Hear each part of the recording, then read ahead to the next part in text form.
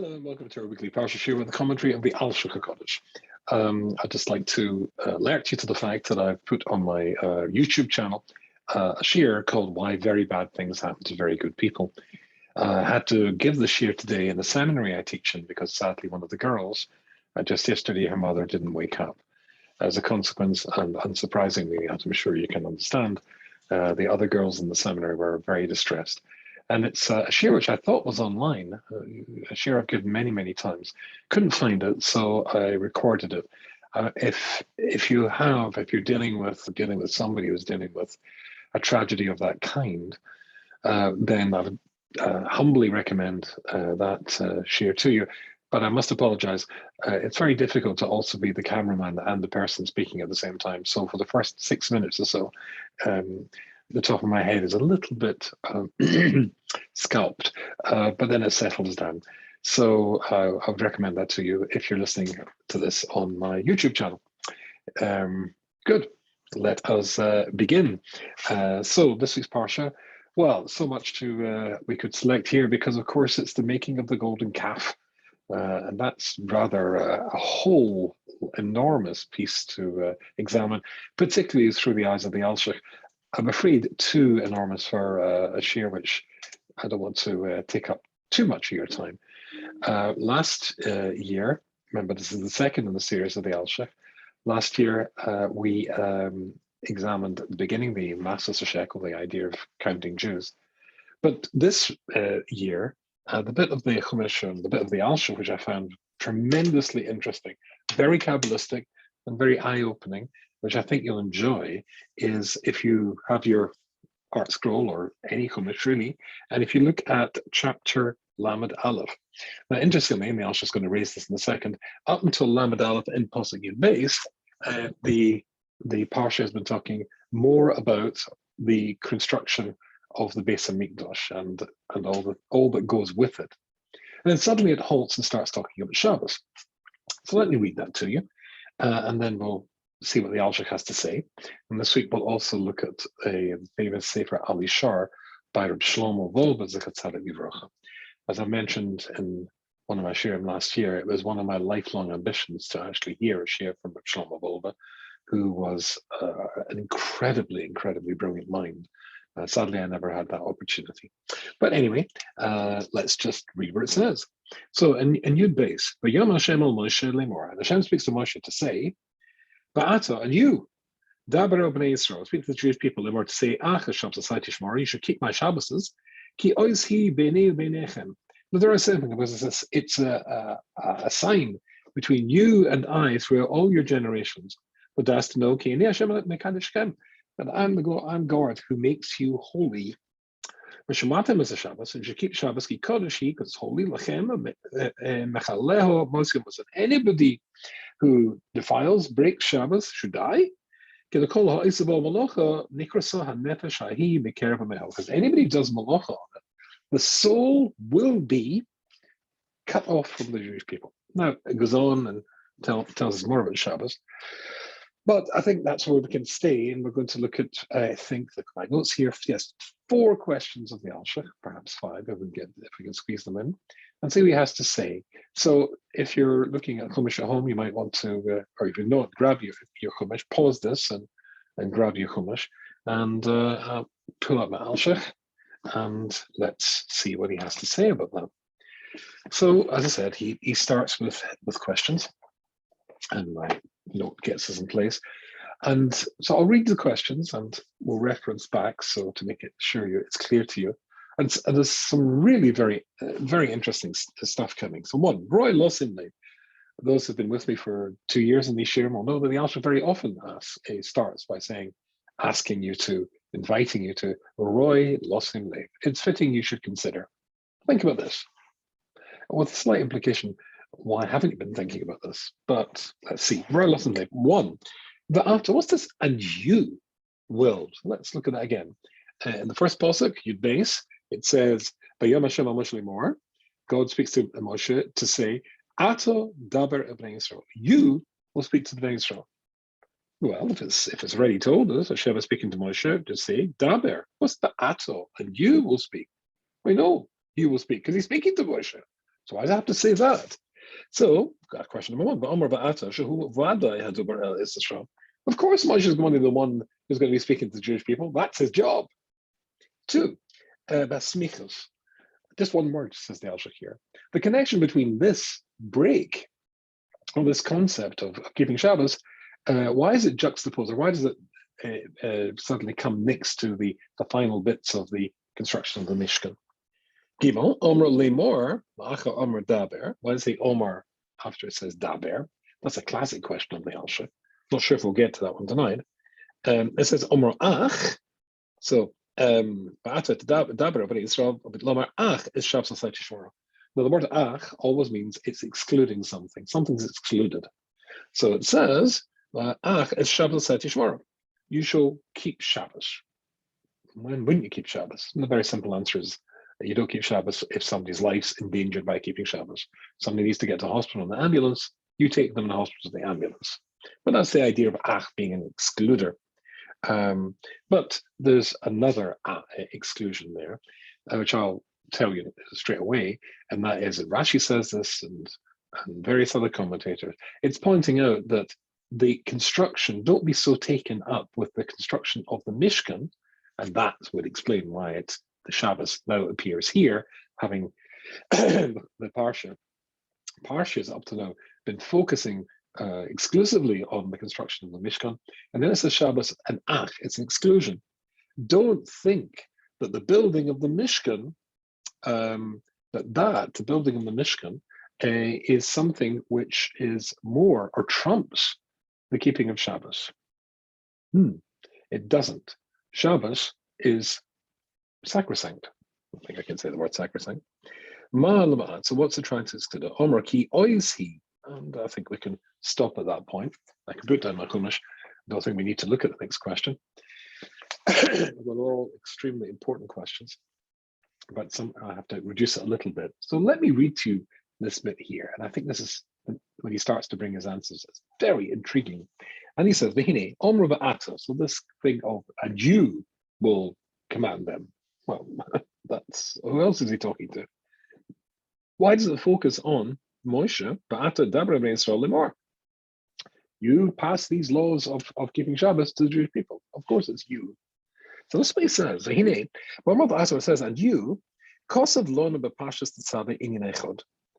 I've already explained that. However, I want to tell you something where it says in the Medrash Rabbah, Aleph Kof Ches, and it says the following thing: when the Jewish people were in Egypt, Moshe said to Paro, "Mi sheyesh lo avodim oisa malachtoi im ein lahem yom b'shavua lenoach bo yichosh koichem v'lo yochel asas karoi." Any king who wants the servants to complete the building projects that Jewish people were supposed to be building and completing for Pharaoh, if you work them without a break, they won't do a good job. They'll be exhausted. Give them a day off. Not from their point of view. Be selfish. For your point of view, you want the job done well. Exhausted workers do a poor job. Give them a break. And the Ramban incidentally says to me, that one of the greatest gifts that the Jewish people gave to the world was the concept of not having a day off, not working 365 and a quarter days a year.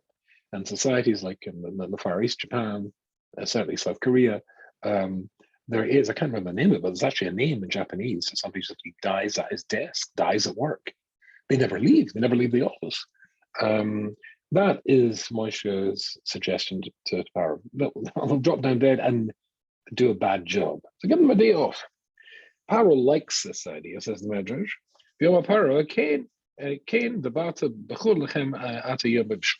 It's okay, that's a good idea. Choose one day of the week, and that will do it. And that will be their day off. And that will make them do the job better. And of course, which day did you choose? Not Sunday, Monday, Tuesday, Wednesday, Thursday, or Friday. It was Shabbos. He chose Shabbos. Could have chose Monday if it was his real agenda. But he chose Shabbos. Became Omer Basinazal, and that's what it says in the Medrash. Another Medrash, because you know something how the Kodesh Baruch Hu is the Shabbos. Sameach b'Moshe, when Hashem gave them Shabbos at Har Sinai, then Moshe was extremely happy. That's why we say in our davening, Moshe was happy with matnas chelkoi, the giving matnas of his keli, what he'd already got them. He'd already gotten Shabbos. He'd sneaked Shabbos in to the Jewish people's agenda through a clever suggestion to Paro. Oh, but that you're talking, and that may be well be what it means when it says Ata, and you, let's read that again, but Ata Dabra Israel Lemar, and you will speak to them to tell them all the laws of Shabbos. Shekova Lahem as a Shabbos Mi'az, because you who got them Shabbos originally, now you can take it a stage further and tell them all the various laws, all the various requirements to keep Shabbos. Now, see them a lot. Warn them about that. Etc. Ach es Shabbos tomorrow and ach keep Shabbos, and don't think that the building of the Mishkan that itself is going to suspend the keeping of Shabbos. You could just work right through. Not at all. Shabbos trumps the holiness of Shabbos, trumps the holiness of the Mishkan. This is really what I want to focus on tonight. But in Sha'achri Omro Yisborach Malach, the Mishkan comes after Hashem. Now, that's the beginning of the parsha, and then we break off to come to Shabbos. Once we finish that, then he talks about Shabbos to let you know that's all the Mishkan. But don't think no, but keep Shabbos. Everything I've told you till now, that doesn't trump Shabbos. You've got to tell them that the concept of the Mishkan is not something which is better or more important than Shabbos. Ach, but this word ach, which you talked about before, means an exclusion. Yeah, keep the building the Mishkan, that's fine, but it doesn't suspend Shabbos. Mishkan as a Shabbos, it doesn't break Shabbos. And that's where it says daber lemor, to say to them amra ach, to say to them ach. So now we did get to answer that. Why I say daber lemor, that lemor is to say to them. The ach, the word ach, there's an exclusion here. The building the Mishkan is the most holy, important thing you can do, except for Shabbos. Okay. That's the first thing. And from that, the Alshich leaps into some serious Kabbalah. However, tremendously interesting. We're not going to go to Kabbalistic lengths that will leave us totally baffled and floundering, but very interesting ideas. So he gives 5 hakdamas. We will only have time for 3. 5 introductions as to the concept of Shabbos and why it's so special and its relationship to the Mishkan. So I'm going to read to you 3 of those. And the first one is that Shabbos, and I didn't know this incidentally, but I looked at this, there are 2 aspects to Shabbos, 2 aspects to the Kedusha, the holiness of Shabbos. One is designated by the word day and one by the word night. Of course, Shabbos starts at nighttime, physical darkness. A day starts at nighttime in Jewish law. So Friday night, the beginning of Shabbos, that is a certain level of Kedusha, and that is referred to as the Kedusha of the Shekhinah, the presence of God, which never deserted the place of the Mishkan's final iteration, which is the Beis HaMikdash. We believe that on the hovering above the western wall, the Shekhinah, the presence of Hashem, notice it's a feminine word, the Shekhinah never departed. Various other aspects of God's intense connection to the world did depart, but not that. That happens on Friday night. That we perceive on Friday night. But then there's a second, which we perceive during the day. But I'm running ahead of myself. Let me read to the Alshich. So here he says, and we'll force him to say for Zohar. The Zohar says, it's in Parshas Yisro if you're interested, Ki kol Shabbos miskalek l'shnayim. Every Shabbos is split into 2 parts. Shem midas laila or midas yom. That is, day and night. Ki laila Shabbos misyachas el hashchina, and the territory, the part which belongs to the Shekhinah is nighttime. Or midas yom el Hashem hagodol, and the great name of God. I'm assuming that's Yud Kei Vav Kei. That really designates the intensity that you feel of Shabbos during the day. So therefore, according to the Zohar, it means that Shabbos is a little bit like a curve, not a curve, like a graph. It goes up.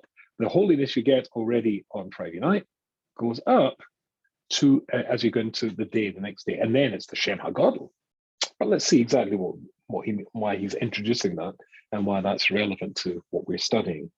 So he says, because you get one, as it were, dose of the holiness of Hashem, or you could see Hashem when it comes to Friday night, but you get a double dose during the day. Let's see how that works. The Kabbalah Shabbos, and that's when we welcome Shabbos on the Friday night. The rabbis say it's Bava Kama, so that's not Kabbalah. Now we're talking about the Talmud Bavli, it's Lamed Beis on the base. Shaya Amrim Bob and the Kabul Panei Shabbos Malachto Shahu al Bachilas Halayla Bob Esahim. So it says that you're supposed to welcome the Shabbos in, and again, this is an idea that starts at nighttime and it arrives then, and that's the idea of the Shekhinah. Val Hayosa Misyakas El Shekhinah Korah Malachto. And apparently, because it's called the Shekhinah, it's called Malachto. And again, in the feminine, Malachto, the work of Shabbos. 2. So that's the first introduction the Alshich wants to give. But there is a gradation of Shabbos, the holiness of Shabbos that goes up through the days of Shabbos. A meal Friday night, 2 meals on Shabbos, double dose of Kedusha. Introduction number 2. She'ein shmiras Shabbos ha'eder asiyas malochas ba'alma. Now this is very deep and very interesting. The real concept of keeping Shabbos is not desisting from doing any physical work of the type that we normally do in this world. And it's that, and only that Shabbos is about, as a commemoration to the fact that God stopped creating on Shabbos. We're doing the same thing. That's certainly true, but that's not all that it's about. Let's go deeper. And he says, if that's all it was, Hashem wouldn't be so particular about. And as we read before, if you break Shabbos, then technically you can be killed. But the technicality of being killed, we're going to expand on in a second. There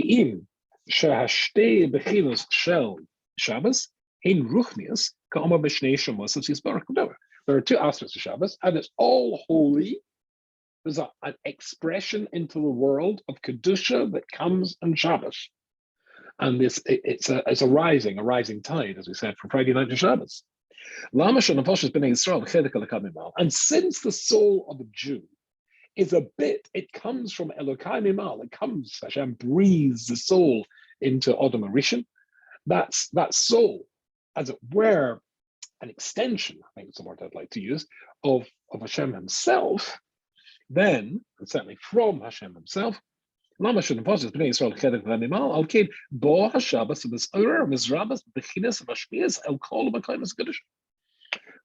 comes along, there's an intense injection of the Kedusha of Hashem into the world, into all the places of Kedusha in the world, and that's certainly into the Kedusha of a soul, a Jewish soul.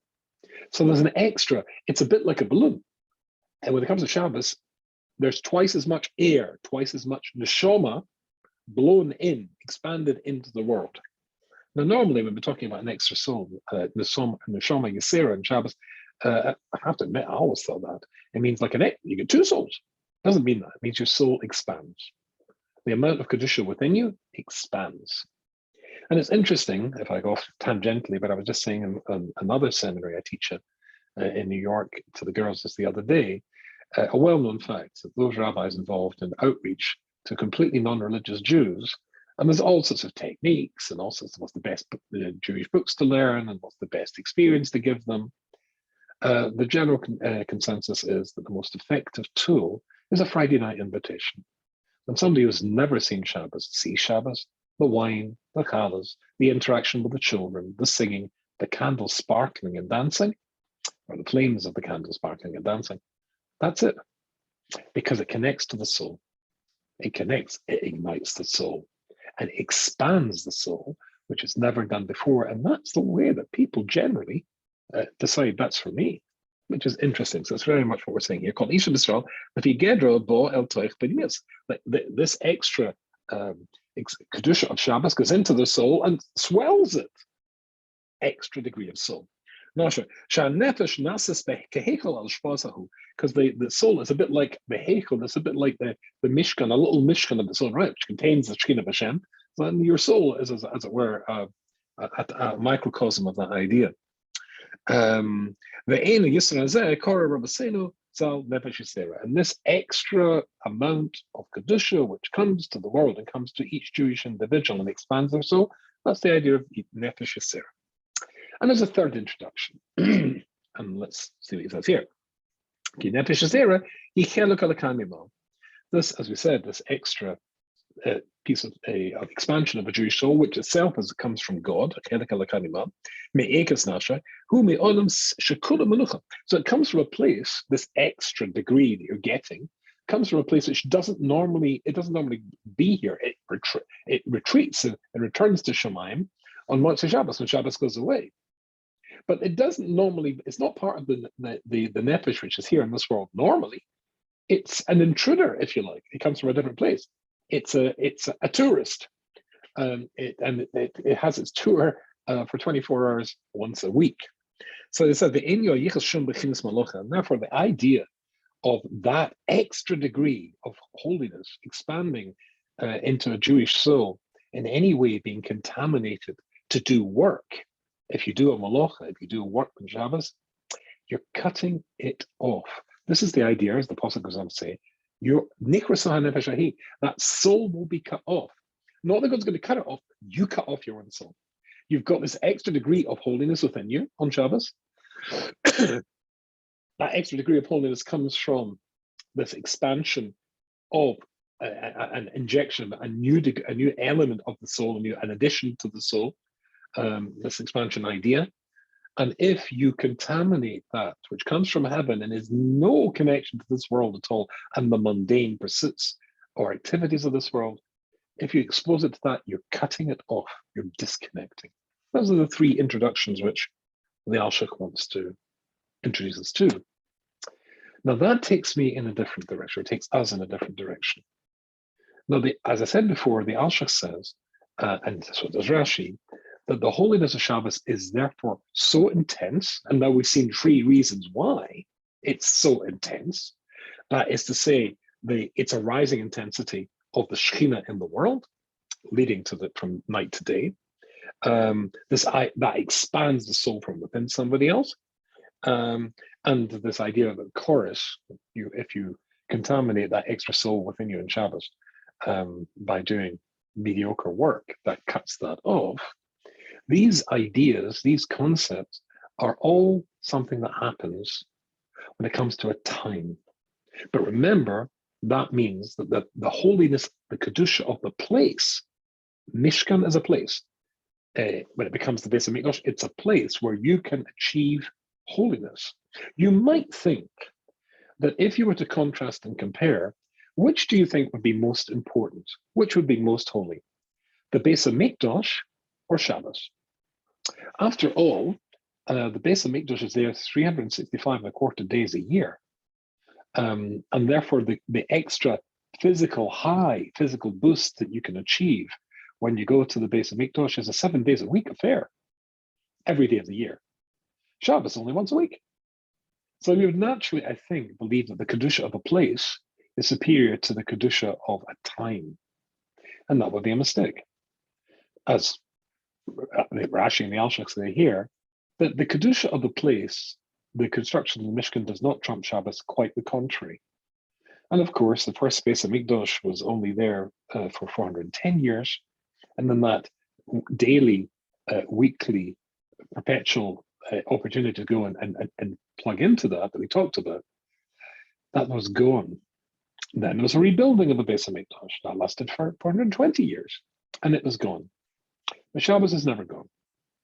The Shabbos is there, and the Jewish people have traveled with Shabbos everywhere in the world, even the most horrible places, the most cold places, and the most dismal places. Shabbos brought them to life, and that was able to give that to that gift of that extra soul anywhere in the world. That takes me to Rabbi Shlomo Wolbe. So Rabbi Shlomo Wolbe in Sefer Alishar, and it's in the second volume of Alishar, and it's in page Nun base. He talks here at great length about the holiness of place. And he says an astonishing thing, and let me read this to you. He says, the Pasuk says, Kikola Oretz Kavaydai. There's a Pasuk that says that the whole world is full of the holiness of Hashem. Oh, really? It's everywhere. That's Kedusha in a place. And where is the place where you can perceive the holiness of God? Anywhere. Everywhere. Maybe. So he goes on to say the following thing. Ve'en b'zeh kol hevdel ben Yerushalayim ben New York. And therefore, consequently, there is no difference at all about the holiness of New York or Jerusalem. Kol, what does the Pasuk say? Malo kol oretz kavod. Then the whole world is full of the holiness of Hashem. And there's no difference between New York and Jerusalem. I mean, there's some parts of New York which I would argue about, but never mind. What he really means is that ultimately there is none. But ultimately, who lives in a world of ultimately? We're all rather not on that level to be able to feel, and indeed, he goes on to say, but there are so many proofs in the Talmud that says the holiness of Israel is so much greater than outside. Well, that's true. In other words, in Israel, in the land of Israel, you perceive the holiness. You see it. It's more apparent to you than you can perceive it, even though ultimately in New York or Glasgow, where I come from, or Moscow, wherever it is, there is that same reality of Hashem's Kedusha and the holiness there, but you can't perceive. I don't perceive it. Nobody perceives it. Maybe the greatest of all, but we're not the greatest of all. We're just probably just ordinary human beings, and therefore you don't feel that in these places. But you do feel Shabbos. As I said before, even Jews who never kept Shabbos, they touch Shabbos. So ultimately, the Kedusha, the holiness of Shabbos, is clearly superior. And it's not just Shabbos, but it's Pesach and Shavuos. All these times, the holiness of times, they touch and connect, or make us connect with them far more easily than place. Because I don't feel tremendously spiritually uplifted when I go to Brooklyn, although it's very full of shows and Kedusha, of course, but you don't feel it the same way as you do in Yerushalayim. There's a beautiful story about this, and with that we'll conclude for this week. I have a very close, dear friend called Rabbi Professor Dr. David Gottlieb, whom I'm sure many people watching this will know and be listening probably to his share as well. An extremely brilliant person.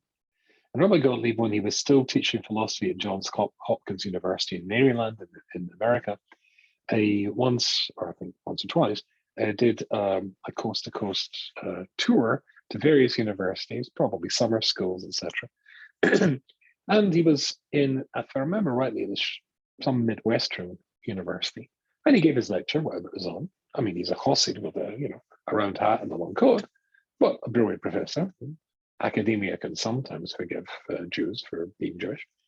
And at the end of the lecture, a young lady came up and said to him, "Are you Jewish?" Surely a rhetorical question, but he said, "Yes, he is." And she said, "I wonder if you could help me. I've got an assignment to do, and the assignment is on, I'm not sure, anthropology or sociology or whatever she was studying, but the assignment was on the topic of the Sabbath." And she said, and I just need information about the Sabbath. She said, "I know it's a Jewish idea." And that was about it.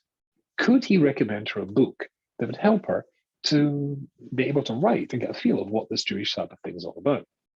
So he smiled and he said, "Yes, there's a wonderful book called The Sabbath," appropriately enough, by somebody called Diane Grunfeld, who was one of the Dayanim in the London-based team. And so she said, "Thank you very much."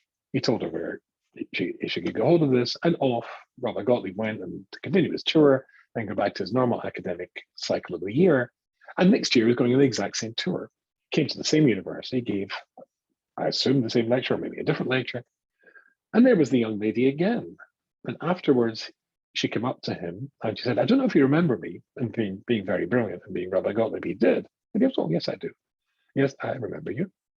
Did you get the book?" He said. That proved that he remembered her. "Yes," she said. "Did you enjoy it?" "Yes, I enjoyed it very much," she said. "And after I read it, I really felt that I had a good idea, a good feel of what the Jewish Sabbath is like, and keeping the Jewish Sabbath is like. It's a bit like being in solitary confinement, which brought a smile, of course, throughout my Gottlieb's lips. And then he said, but this young lady was obviously a very special person. Because that was my initial reaction. Because when I read the book, and you can't do this, and you can't go there, and you can't do this, and you can't answer the phone, and you can't look at emails, if there were emails in those days. And she said, and then I decided to try it. That's what makes it special. And then I decided to try and keep a Shabbos. When I tried to keep a Shabbos, she found that instead of being a whole load of restrictions and things that she couldn't do, there was a whole load of things that she didn't and no longer had to do. She was actually, in fact, she was liberated. And Rabbi Gottlieb, when he told me this story, he said that you remember once he went into his office, his secretary was besieged by about 10 or 20 university students who were all desperate to get their grades for some exam that had been given. And he's trying to get her attention. It's his secretary. He's sort of waving, and she's just totally ignoring him because she's being bombarded with all these young people. He simply went into his office, which is separated by the thinnest of walls from her office, picked up the phone, dialed her extension, and she immediately picked up. The phone rang. We are all enslaved to the phone and the WhatsApp and the text and the Facebook Messenger and